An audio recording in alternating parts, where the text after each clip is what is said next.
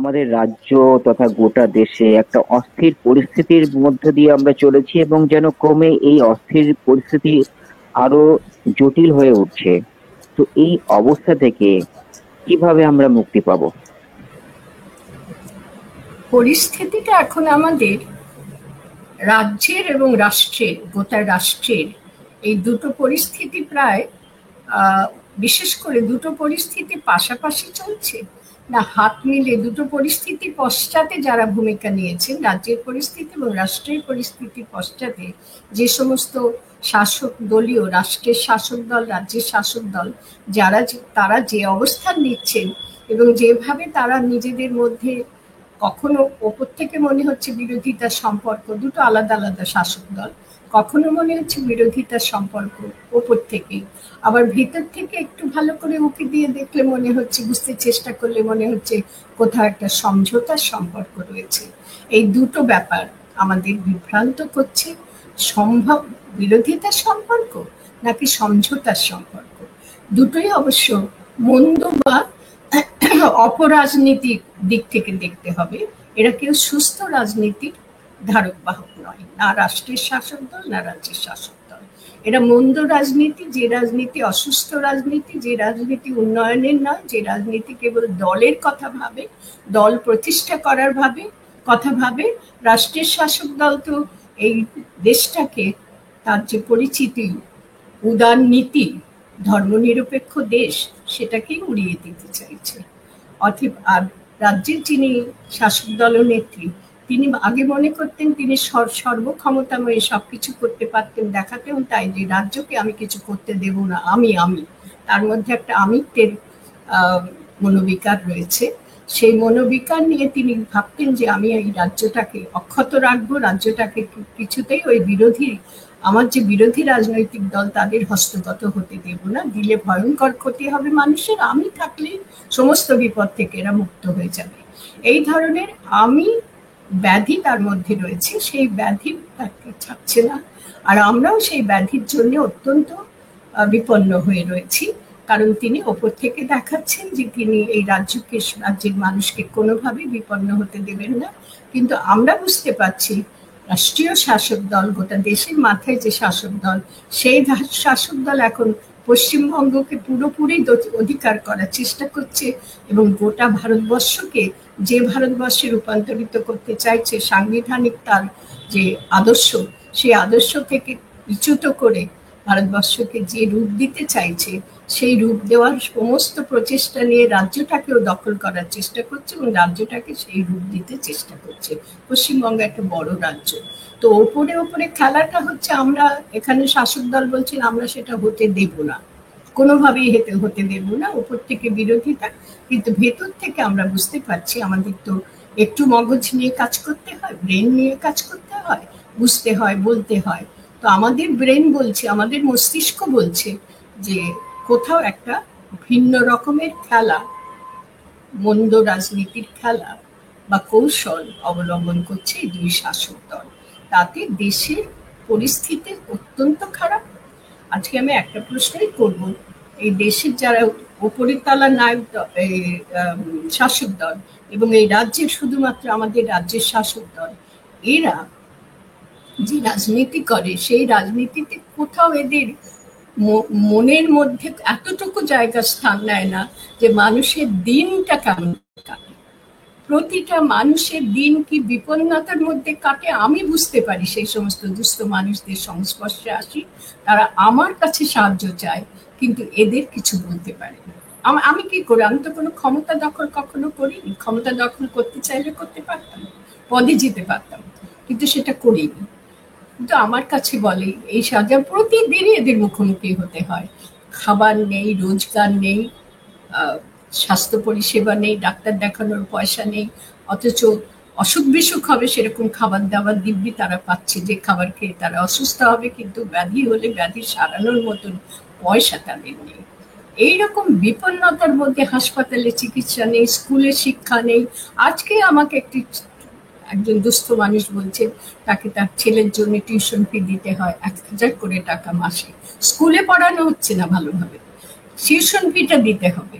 আর tuition fee 1,000 থেকে 2,000 দুটো মাসে দিতে পারেনি বলে তার টিউটর তার ছেলেকে আর পড়াচ্ছে না, বলেছে তুমি আর আসবে না টাকা না পেয়ে। আমাকে বলছে যে কি করে ম্যাডাম একটু সাহায্য করবেন, এরকম অসংখ্য দৃষ্টান্ত আছে, কিন্তু এরা কেউ এদের বিপন্নতার কথা এই শাসক দলদের কাছে বা দলনেতা নেত্রীদের কাছে তুলে ধরতে পারছে না। আমি খুব মনে করি যে এমনটি কেন হবে? গণতান্ত্রিক দেশে গণতান্ত্রিক আদর্শ মানলে এই জনগণের এতখানি অসহায়তা কেন হবে? আর সেটাকে ভুলে কেবলমাত্র ওপর থেকে চাপিয়ে দেওয়া মানুষের ধর্ম পরিচয়, এটা বলেই শেষ করব, বাড়াবো না, মানুষের ধর্ম পরিচয়টাই প্রধান হয়ে যাবে। ধর্ম পরিচয়টা তো নিতান্তই ব্যক্তিগত বিশ্বাসের ব্যাপার। সেই বিশ্বাসটা নিয়ে তারা বাঁচতে চায়, জীবনের যন্ত্রণা দুঃখ বঞ্চনা থেকে মুক্তি চায়, বলে আল্লাহ আমাদের রক্ষা করো, ভগবান আমাদের রক্ষা করো। এই দুটোই তো ধর্মের কথা হয়, অন্য ধর্মের কথা তো হয় না। তাহলে দেশটাকে ধর্মে রূপান্তরিত করতে পারলে বা ধর্মভিত্তিক দেশে রূপান্তরিত করতে পারলে আমাদের দেশের যে শাসক দল মনে করেন যে দেশটা একটা পৃথিবীর মধ্যে উন্নততম দেশে পরিণত হয়ে যাবে, তো যদি তারা করতে পারেন সেভাবে করুন, আমি তাতে আপত্তি কিছু দেখি না। কারণ বিশেষ ধর্মের উপর ভিত্তি করে যদি দেশ গড়ে ওঠে, অন্য দেশগুলোতে তো দেখি ধর্মের উপর ভিত্তি করে গড়ে ওঠা দেশ, এখানে ধার্মিক মানুষের ছড়াছড়ি, ন্যায়পরায়ণ মানুষের ছড়াছড়ি, কলহ নেই, বিবাদ নেই, ঝগড়া নেই, মারামারি নেই, এমনটি তো কোথাও দেখতে পাচ্ছি না। অতএব আমাদের দেশটাও যদি বিশেষ ধর্মভিত্তিক দেশ হয়, তাহলে দেশের মানুষ যদি মনে করে তাদের জীবন থেকে সমস্ত বিপন্নতা দুর্যোগ অভাব দূর হয়ে যাবে এবং সেটা যদি বাস্তবে সত্যি হয়, আমার কোনো আপত্তি নেই। আপনাদের বলছি আমি তখন কোনো প্রতিবাদ করব না যদি দেশটাকে বিশেষ ধর্মের উপর ভিত্তি করে প্রতিষ্ঠিত করা যায় ধর্মনিরপেক্ষ দেশের বদলে। কিন্তু আমি বিশ্বাস করি ধর্মনিরপেক্ষতার মতন মহান আদর্শ আর হতে পারে না। যে যার ধর্ম পালন করবে, ধর্ম পালন করে কি খিদের অন্ন জোটে? ধর্ম পালন করে কি তৃষ্ণার জল আসে বাড়িতে? ধর্ম পালন করে না প্রকৃতি দেয়, এগুলো খাবারগুলো তো প্রকৃতি দেয়। আমরা কি ধর্ম পালন করি যখন, এটা কি মনে রাখবো যে নদী কখনো ধর্মে ধর্মে বিভেদ করে না জল দেওয়ার সময়, ফল কখনো বিভেদ করে না, ফুল কখনো বিভেদ করে না, প্রকৃতি উদার হাতে আমাদের দিয়ে যাচ্ছে। তাহলে আমরা ধর্ম নিয়ে এত বিভেদ সৃষ্টি করে কোন উপকারটা মানুষের করব? ধর্ম নিয়ে যদি হত্যা করি, তাহলে কি আমরা তার প্রাণটা চাইলে ফেরত দিতে পারবো? বা দুই ধর্মের মানুষের মধ্যে হত্যাহত্যি হলো, খুনোখুনি হলো, কেউ কি কারো প্রাণটা খুব তাড়াতাড়ি নিতে পারে, কিন্তু প্রাণটা ফিরিয়ে দিতে পারবে ইচ্ছে করলে? পারবে না। কত অসহায় মানুষ, সে কথা ভেবে চিন্তা করে দেশ নায়ক নায়িকারা তারা যেন দেশটাকে কিসের উপরে ভিত্তি করে দাঁড় করাবে সেটা ভেবে নেন। আমার তাদের কাছে বিনীত আবেদন রইল আপনাদের মাধ্যমে, বারবার করে ভাবুন, চিন্তা করুন যে মানুষের সম্পর্কটা কি ধর্ম দিয়ে চিহ্নিত হবে নাকি মানুষ দিয়ে চিহ্নিত হবে? সবাই যে ধর্মাবলম্বী হোক, এটা তার অবলম্বন। আমরা প্রত্যেকে আমাদের পরিচয় মানুষ। আর জন্মালেই, রবীন্দ্রনাথ কালকে তার জন্মদিন, এটা বলে শেষ করি, খুব বড় কথা আমাদের শিখিয়ে দিয়ে গেছেন, জন্মালেই মানুষ হয়ে জন্মালেই মানুষ হয় না, মানুষকে মানুষ হতে হয়। বলেননি তো মানুষকে হিন্দু হতে হয়, মানুষকে মুসলমান হতে হয়, এ কথা তো বলেননি। আগামীকাল যাকে আমরা স্মরণ করব তার কথা মনে করেই আমাদের বোঝা উচিত। তিনি তো ভারতবর্ষকে ভারত তীর্থ নামে কবিতা লিখেছেন। সেই ভারতবর্ষের তীর্থকে তিনি বলছেন এমন একটা পবিত্র জায়গা যেখানে সব জাতি সব ধর্ম এসে মেলে। সেই ভারতবর্ষকে আজকে আমরা তৈরি করব একটা ধর্ম বিশ্বাসের উপর ভিত্তি করে রাষ্ট্রটাকে গড়ে তুলব, এটা কেমন করে হয়? শেষ প্রশ্ন রাখছি, ব্যক্তি বিশ্বাসে ধর্মস্থান অধিকার করতে পারে, কিন্তু রাষ্ট্র কেন ধর্ম বিশ্বাসের উপরে অবলম্বন করে দাঁড়িয়ে থাকবে? রাষ্ট্র তো দেখবে মানুষের সুখ দুঃখ কান্না কি করে দূর করা যায়। অনেক কথা বলে ফেললাম, বেশি কথাই বলে ফেললাম, কিন্তু এই বিশ্বাস নিয়ে চিন্তা ভাবনা নিয়েই বেঁচে আছি। অন্যদের মগজ ধোলাইয়ের কারবারটা দেখতে ভালো লাগে না।